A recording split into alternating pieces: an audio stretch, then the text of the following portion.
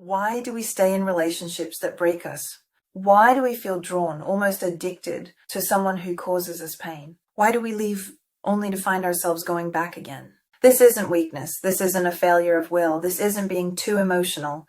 This is trauma bonding, a powerful psychological and neurobiological attachment, wired through cycles of harm, hope, fear, and survival. I'm Nori and my AI twin sister, Nora, and today we're diving into one of the most misunderstood patterns in trauma, attachment, and toxic relationships. Safety disclaimer. This video is for education and emotional insight only. If this topic feels activating, please take your time. Trauma bonding often touches deep layers of the nervous system. You can pause, come back, or watch with support.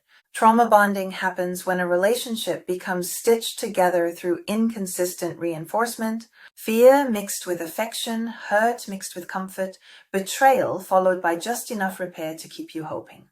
And it can show up almost anywhere: in emotionally abusive relationships, domestic violence, narcissistic abuse, spiritual or religious manipulation, cult dynamics, coercive control, parent-child relationships, and even in toxic workplaces where loyalty is demanded, but safety is never guaranteed. Trauma bonds aren't just emotional, they are neurochemical, psychological, and deeply relational. Your brain, your nervous system, and your attachment patterns all get pulled into the cycle. Today we're going to explore what trauma bonding actually is, the brain science behind it, how early attachment wounds shape vulnerability, why leaving feels impossible, even when you know you should, real-life examples, and how to break the cycle gently, safely, and with compassion. Let's begin. Trauma bonding is an intense emotional attachment that forms between a person and someone who repeatedly hurts them, but also intermittently soothes, apologizes, or offers affection. The term was first described by Dr. Patrick Carnes, who defined it as a powerful emotional connection created through ongoing cycles of mistreatment, fear, and intermittent reward. What makes this bond so strong isn't the love alone, it's the pattern. The mind becomes conditioned to chase the moments of relief, the moments of tenderness, the tiny glimpses of who the person could be if the pain would just stop. And four elements make the bond even stronger. Unpredictability, you never know which version of them you'll get. Intermittent reinforcement, sometimes they're loving, sometimes they're cruel. Power imbalance, one person holds emotional, financial, or psychological control. Emotional dependency, your sense of safety becomes tied to winning their approval. The relationship becomes magnetic because it's inconsistent, not despite it. That's the trap of trauma bonding. Why trauma bonds are so strong. Trauma bonding isn't just psychological, it's deeply biological. Your nervous system participates in it long before your conscious mind understands it. Let's look at the neurochemistry. 1. Dopamine, the reward chemical. When affection, validation, or apologies arrive unpredictably, dopamine spikes higher than it would in a stable relationship.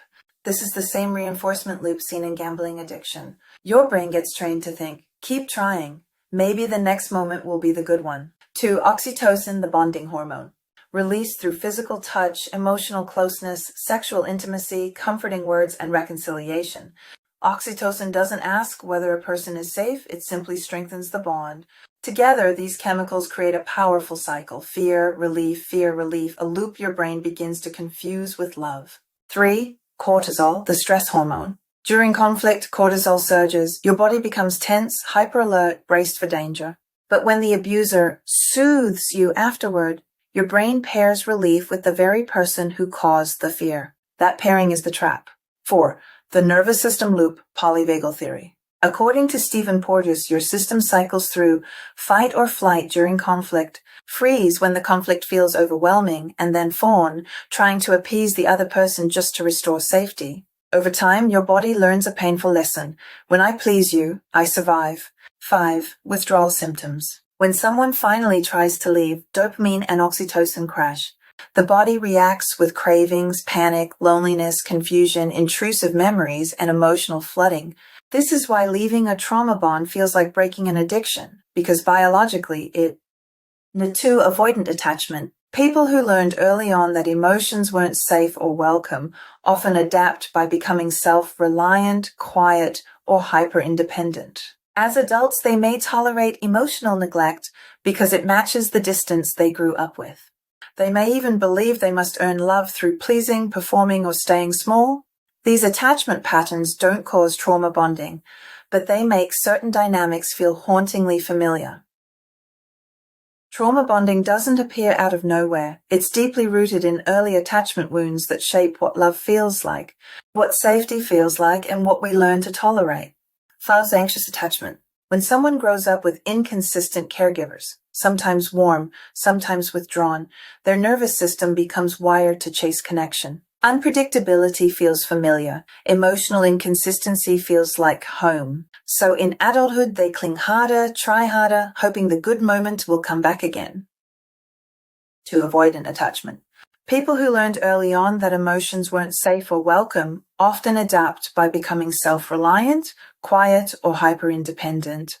As adults, they may tolerate emotional neglect because it matches the distance they grew up with. They may even believe they must earn love through pleasing, performing, or staying small. These attachment patterns don't cause trauma bonding, but they make certain dynamics feel hauntingly familiar. 3. Disorganized attachment. This is at the heart of many trauma bonds.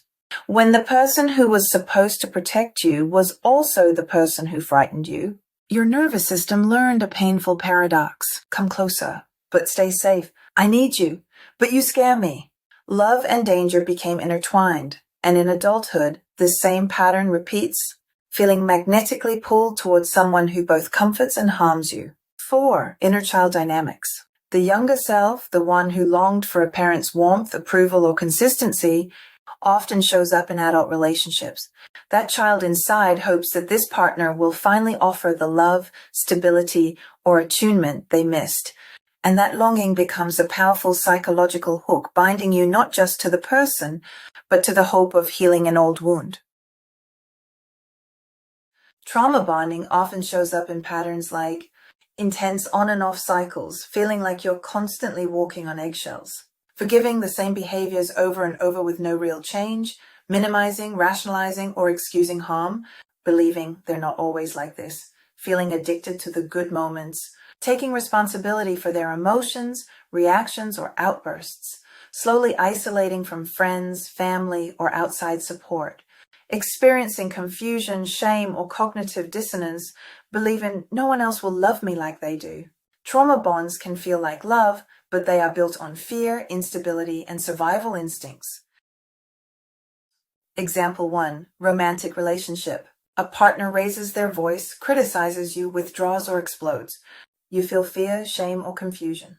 Then hours or days later, they apologize. They cry, say they didn't mean it, promise to change, and tell you you're the only one who truly understands them. Your nervous system swings from fear to relief to closeness. That emotional whiplash becomes the cycle that strengthens the bond. Example 2. Parent and child trauma bond. A child grows up with harsh punishment, unpredictable anger, or emotional neglect.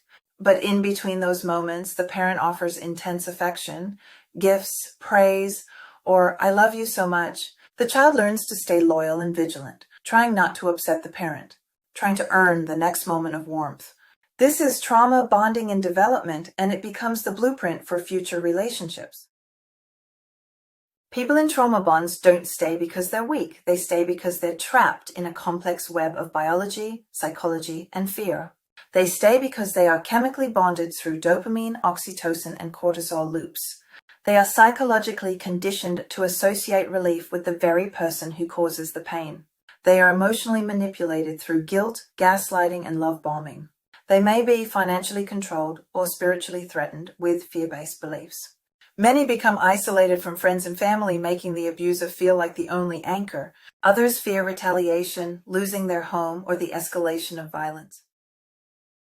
A narcissistic partner cycles through extreme highs and lows, intense love bombing, then cold withdrawal, sudden rage, then charm, punishment, followed by unexpected affection. You never know which version of them you'll get, and that unpredictability activates the trauma bond. Your nervous system keeps chasing the good version, hoping the loving phase will come back. Example 4. Cults and high control groups. Leaders use a psychological formula of fear, shame, isolation, and intermittent approval. You're punished for questioning, rewarded for obedience, and slowly cut off from outside perspectives. This creates devotion, dependency, and the belief that your safety and identity depend on the group.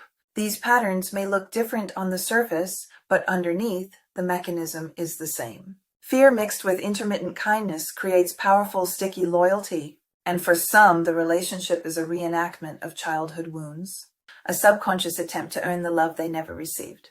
Victims don't stay because they don't want to leave. They stay because leaving isn't a single decision. It's a healing process that requires safety, support, and a regulated nervous system. Healing is possible, but it has to be done slowly and safely. Here's how. 1. Psychoeducation, what we're doing right now. Understanding the brain and nervous system reduces shame and gives you back a sense of agency. When you realize this isn't weakness, it's biology, you stop blaming yourself. Rebuilding nervous system safety. Through somatic therapy, breathwork, grounding, vagal regulation practices, trauma-informed yoga, and EMDR, you slowly retrain the body to recognize safety does not come from the abuser. Your system learns to calm without depending on the cycle of harm and repair. 3. Strengthening external support. Trauma bonds weaken when you reconnect with community, talk to safe people, and build emotional and practical support. Isolation strengthens the bond. Connection is what breaks it, gently, slowly, safely. No contact or low contact plans. They're not always possible right away, especially when children, finances, or safety are involved. But long-term, some level of distance is essential for the nervous system to reset. 5. Inner child work. You learn to self-soothe, meet unmet needs, and stop reenacting the survival patterns you learned in childhood. Healing the child within shifts the entire dynamic. 6. Addressing cognitive dissonance. Trauma bonds create painful contradictions. They hurt me. They love me. I should leave. I can't leave. Therapy helps you hold and integrate these truths safely instead of collapsing under them. 7. Boundaries and identity reconstruction. People in trauma bonds often lose their sense of self, their voice, preferences, autonomy, and boundaries. Rebuilding identity isn't a small step in healing. It's the core of it. If you are in a trauma bond right now, please hear this gently and clearly.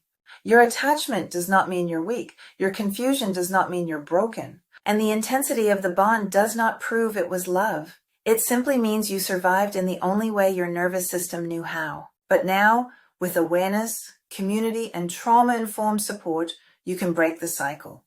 You can relearn what real safety feels like. You can build love that doesn't hurt and form bonds that don't require your suffering to stay intact. I'm Nori, and this is my AI twin sister, Nora. Thank you for spending this time with us. If this video brought you insight or clarity, please like, share, and subscribe. And tell us in the comments what part of the trauma bond cycle resonated most. And what step of healing are you ready to take next? Because healing isn't walking away from love, it's walking toward love that doesn't wound you.